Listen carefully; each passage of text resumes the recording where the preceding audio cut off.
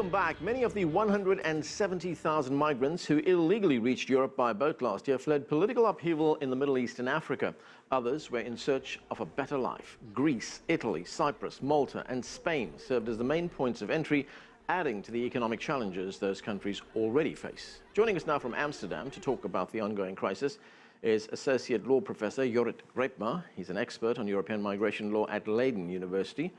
Giovanni Legorano covers immigration and Italian financial services for the Wall Street Journal. He's with us from Milan, and joining us from Geneva is the spokesperson for the International Organization for Migration, Leonard Doyle. Thanks to all of you for joining us. Let's start in Geneva with Leonard. Leonard, as I said, 170,000 people, mainly from Africa, have reached European shores. Just earlier this week, we had about 600 of them who had to be rescued by the Italians. They were in serious danger on the high seas. This is a perilous journey that they have to make across the Mediterranean. What drives them to make this trip? Well, I think a variety of causes. In one measure, it's fear of persecution, and these are the refugees with a well-founded fear of persecution. But probably the overwhelming majority are economic migrants who are trying to reach employment, trying to get away from a tough place. Our recent research, for people on the migratory route shows that many or most are single males with maybe 5 to 7 dependents. So these are people who are in a tight corner, and they are lured into these journeys by unscrupulous smugglers, if you will. But it's, broadly speaking, this is a dislocation between the wealthy north and the poor south, which is getting poorer and growing in population, people seeking a better life. And Jorrit, how are European governments responding to this influx of people that are arriving on their shores? Well, it's very interesting. We've seen this for over decades already. This cross-Mediterranean migration with the casualties that come with that, and they have tried to set up search and rescue operations. The Italians had a big operation, but that was actually cancelled, and that resulted in the major casualties that we've seen now. They've had an emergency summit, and you see that they've focused very much on tackling indeed this irregular migration. Trying to tackle the smugglers, trying to work with third countries.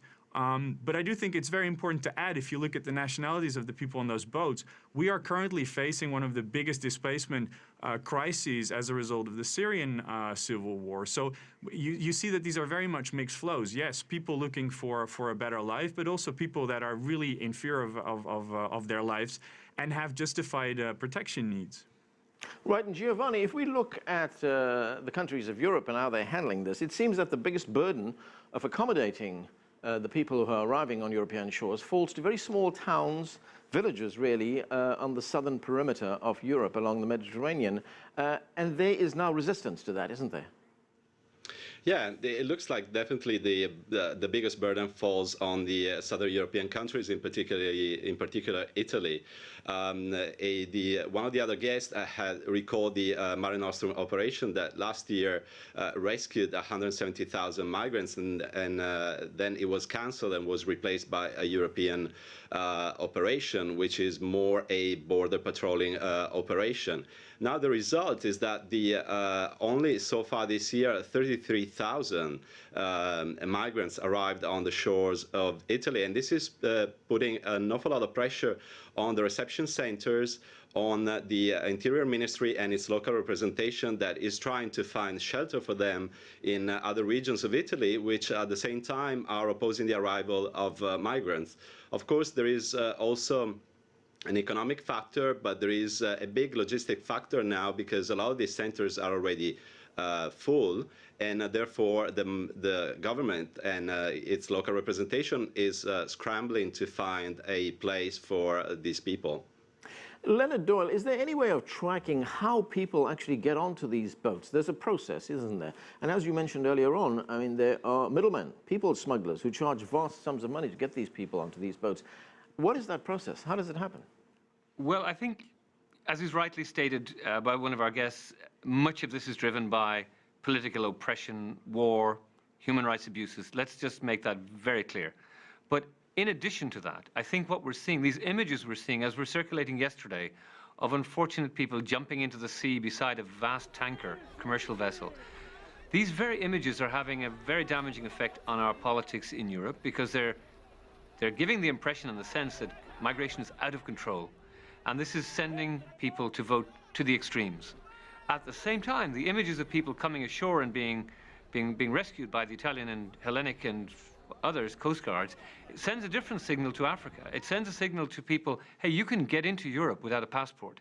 So the very absence of a managed process, the very absence of a coherent European migration policy, which will take on board refugees, which will have circular migration, letting people to come in for the cropping seasons and return, is actually recruiting more people to the process. Now, to answer your question, how are they coming? Well, they're coming. They're being lured to come. They come in. They think they're going to make their fortune in Europe, but the road is not paved with gold. They usually end up, or often end up, in a detention center run by a militia in a place like Libya or elsewhere. For example, there are over 3,500 migrants in the zoo in Tripoli at the moment, in detention. There are children, as reported in the New York Times yesterday, many children from unaccompanied minors, in other words, from Eritrea, who will have a genuine refugee claim, who are in detention in Libya. So there's a very serious human rights problems which emerge from this absence of a managed migration process. Leonard raises a very crucial point there, and that is the absence of a coherent, unified European policy on how to deal with immigration. Are there any attempts to fix that? Well, you do see this consistent call for more solidarity and working together.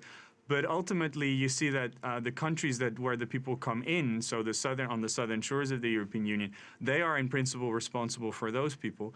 At the same time, the northern European countries are saying, but we are also doing our share. We're taking in an awful lot of asylum claims as well.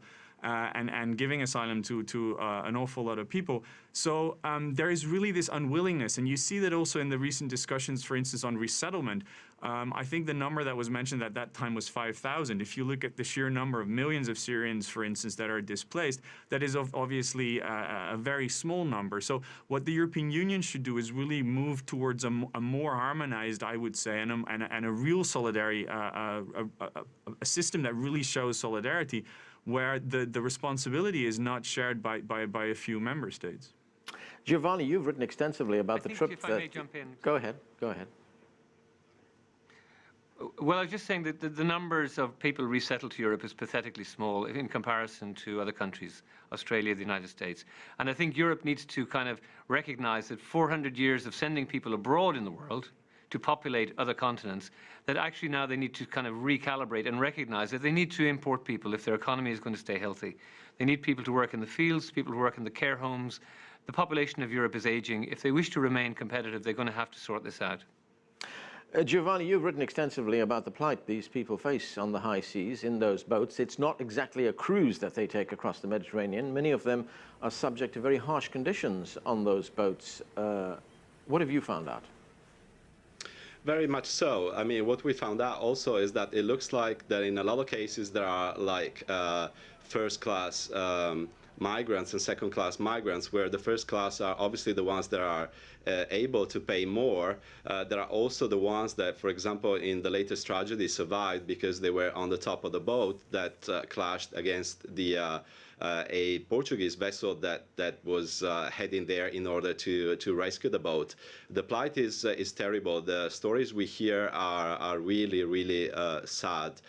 We also have to take into account that when they leave Libya in order to reach Europe, before that, there is also a very sad and dangerous trip that they have taken. Some of them came on foot, crossed the desert. They have been taken by smugglers, tortured. It's terrible. It's terrible. What really should be done is probably creating these humanitarian corridors for them to be able to apply for asylum when they are there, and not to have to risk again their life in order to cross the Mediterranean and reach Europe. Leonard, there was an interesting piece in yesterday's New York Times. It was an op-ed piece written by Philippe Legrain, who was at one time an advisor to the President of the European Commission. And some may think of this as a very radical solution, but he says basically, when we look at this problem, he says, open the doors, Europe, let the migrants in. And then he provides plenty of figures to show that in the long term, it's actually beneficial to the host countries, and in many instances, as he points out through history, that people don't actually stay. They may stay for a little while, but they ultimately go back home. I mean, of course, he's right. Migration is a great booster of the economy. It's been one of the oldest strategies for for coping with crises that the world has known. People migrate, they move. Unfortunately, in our democratic system, and in particularly in Europe, migration is a dead letter for a politician. If you promote migration, you probably will end up out of office, and politicians know how to stay in office. That's their job. And unfortunately, the chaos that we're seeing and the sight of people coming in an unregulated fashion, these stories of people arriving in southern Italy and then flitting through Europe and arriving, for example, camping out in Calais, trying to get into the UK, it doesn't help at all. In fact, it drives the politics to the extremes. It makes it much more difficult to manage the process. So while his argument is absolutely right, the political context in Europe needs a bit of leadership, I think, so that people can recognize this and can appreciate the benefits that migrants bring to a society. At the moment, it's kind of a toxic subject, I'm afraid. There is another solution being proposed, and this one is very different. The European Union, we understand, is getting ready to present a resolution to the UN Security Council seeking support, and I'm quoting here, to identify, capture and destroy vessels before they are used by traffickers. Now that might be difficult to get through the Security Council because there is opposition from China as well as Russia who oppose any kind of military operation. But what do you make of that? Well, I think it's very interesting to see how what is essentially a humanitarian crisis, is sort of drawn into that external security sphere, involving also the UN Security Council. And indeed, it will be very difficult. A comparison is often made with the anti-piracy operations off the Horn of Africa. But I think there will be a lot of political difficulty in actually pushing that through. The other thing, and I'm going back to the previous speaker here, is about the opening of legal avenues for migration to Europe.